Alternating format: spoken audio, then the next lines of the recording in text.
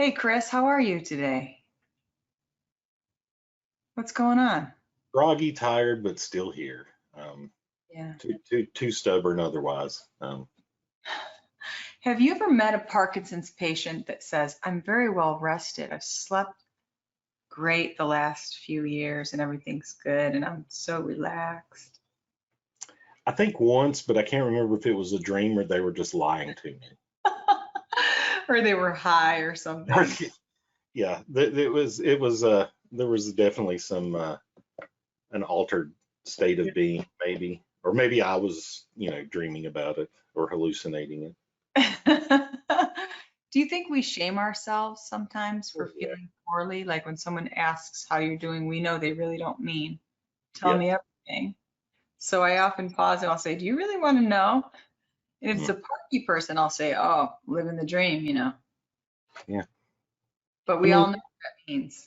it is because you have the well, like you said, you have the answer we give to other parkies, our fellow parkies, and then we have the answer that we give to others, which generally is, I'm okay, I'm fine, Yeah. doing all right, but blah blah blah. You don't really go into depth over the fact that you got up this morning and you didn't know you were going to brush your teeth because your dystonia had kicked in, Right.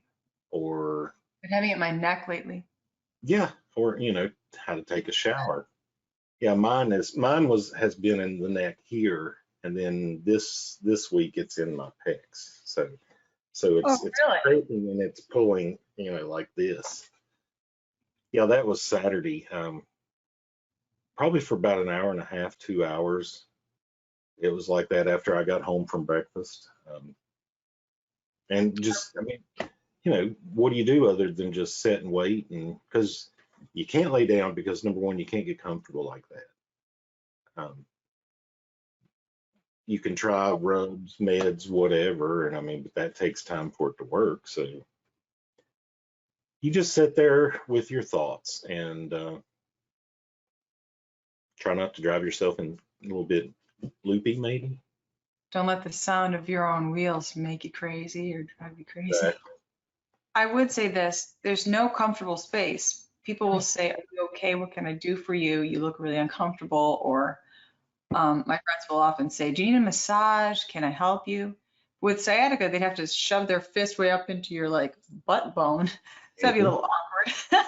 Well, Yeah, hey, uh, you know, Joe from my my hobby group, would you put your fist right up into my butt?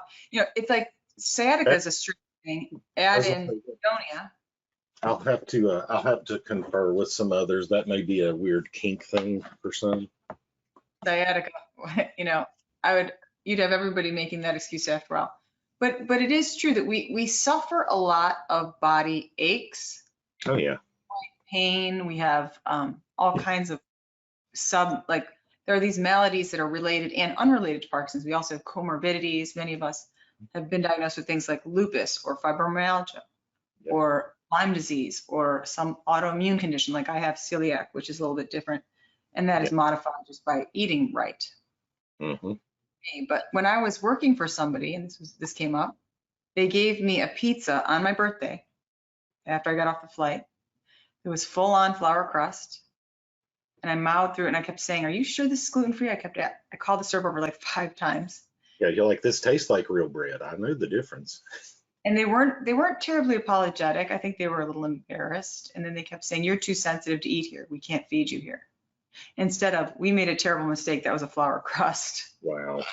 Um, but I spent the next 3 days Oh, nauseous. I was gonna say miserable, probably. And I was on the floor vomiting for the rest of that evening. So it did ruin my birthday and the next day. I Wow. also missed the race. I wasn't able to walk in the race for a number of reasons. Yeah. They pulled the plug on me early, but I was already there and had already paid to get there and paid for my assistant to get there. It was a very expensive mistake. What I want to say is this. We are often like Princess and the Pea. We have all these physical things that bother us. Mhm. And in part because of that, our mental capacities suffer. Right. The causes that are out here, they're Mhm. physical causes. There is also this thing that happens for every single Parkinson's patient I've ever spoken to off the record. Some of them won't go on the record. We have mental health issues because of the chemistry drop. Now, I'm reticent to say mental health issues because as soon as you say that, it conjures images of school shooters and stuff and all kinds of stuff. Homeless people and, who have suffered mental illness and have trouble. And, people who are, away in asylums, whatever. No, we're talking about the basic drop of the human chemicals that we need to function, such as dopamine. Pleasure, reward, basically, just in layman's terms, and movement are controlled by this. If we don't have any of that, how do we manage our moods? And how can we be held accountable to keep them at a certain level? We cannot. Right. With these moods. You even said it yourself. You just sit there with the pain. Well, and it's, I think it was, shoot, I can't remember who it was that I'll have to look it up, that I was reading, but it basically sums it up to that it's this Parkinson's makes us uncomfortable in our own bodies. And that, just like you said, I mean, that applies to everything. So, do you said you find your favorite chair? Do you lay in the floor? Do you lay in the bed? Do you try to, go outside, roll around in the grass? I mean, there's no real. Sitting on a fuzzy blanket, collecting fuzzies. Exactly. There's no real way to. Pillows. Yeah, I mean, like I said, how do you do that? How do you relate? I mean, and it is, and it's.